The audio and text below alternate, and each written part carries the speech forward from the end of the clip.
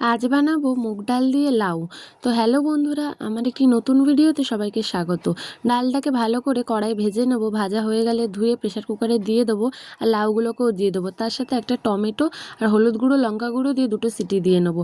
তো ডালটা না একটু পুরনো ডাল, একজন দিয়েছিল, বলতে তাদের বাড়িতে ডাল চাষ হয়। তো ডালের প্রচণ্ড সুন্দর গন্ধ, কিন্তু ডালগুলো ভালোভাবে সেদ্ধ হয়নি দেখো।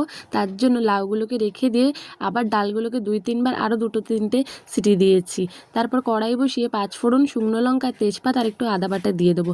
দিয়ে ভালোভাবে ভেজে নেবো। আদাগুলো ভাজা হয়ে গেলে ডালটাকে দিয়ে দেবো। দেখতে পাচ্ছ আমি লাউগুলোকে আলাদা করে তুলে রেখেছি। এবার ডালটা দিন আমি খানিকক্ষণ ফুটিয়ে নিয়েছিলাম।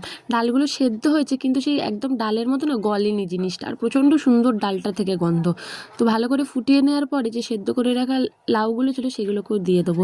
দিয়ে আরও কিছুক্ষণ টকবগিয়ে ফুটিয়ে নেবো, আর নামানোর সময় উপর থেকে একটু জিরে গুঁড়ো দিয়ে দেবো। এই ডালের সাথে একদম ঝাল ঝাল আর শুকনো লঙ্কা দিয়ে আলু মাখা হবে, সব থেকে বেস্ট খাবার এই গরমে।